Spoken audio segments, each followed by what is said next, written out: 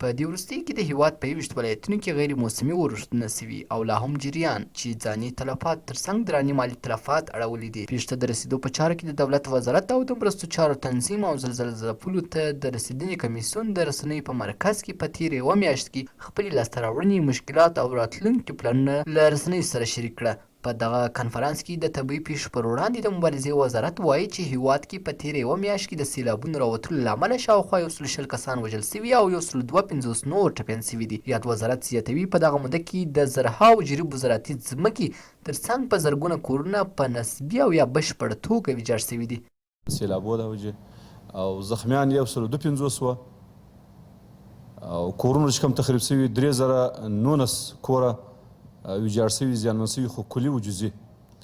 او داسې زراعتي ځمکې په زرهاو دي،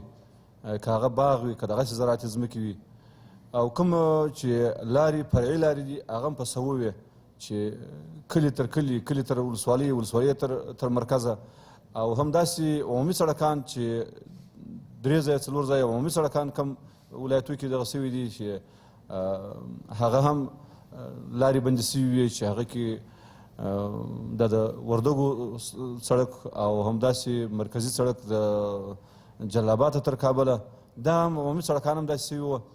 نو دغه وه چې کاریوزونه وه، چینې وې او همداسې حیوانات په زرهاو باندې تلف سوي دي.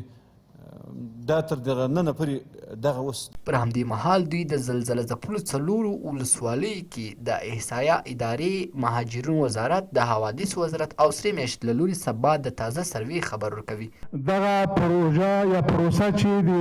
سروې دپاره په 4 ولسوالیو کې لکه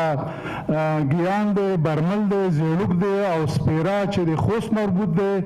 دلته به په اساسي توګه د سره سروې کیږي چې دغه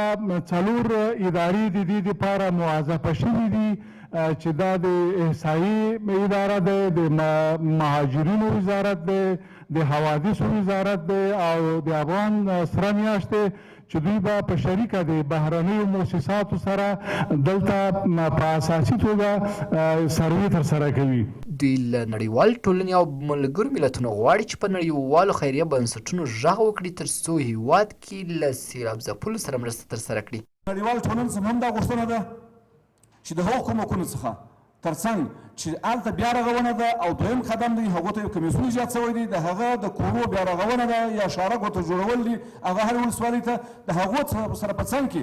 دغه پیښه چې دا اوس د سیلابو ده او دغونه کورونه زیانمن سوي دي، شهیدان سوي دي او اوس هم جریان لري او خلک د سخت مشکلات سره مخ سوي دي. د ملل متحد او د نړیوالې ټولنې څخه مو دا غوښتنه ده چې د هغه کورو د رغونې په څنګ کې دغه کې باید دې ته ښه پوره متوجه شي او ځکه چې او په نورو مرستندویو ادارو باندې موسساتو باندې هم غږ وکړي، په هغه ډونرانو باندې هم غږ وکړي چې هغه بشردوستانه مرستې نور دوام پیدا کړي، ځکه چې دغه ناورین سره چې اوس افغانستان د سیلابو په وخت کې ورسره مخ شوی دا اوس دا یقیني ده زموږ تر توان وتلی او دا هغه شی چې موږ رسوو هغه واقعا کفایت نه کوي.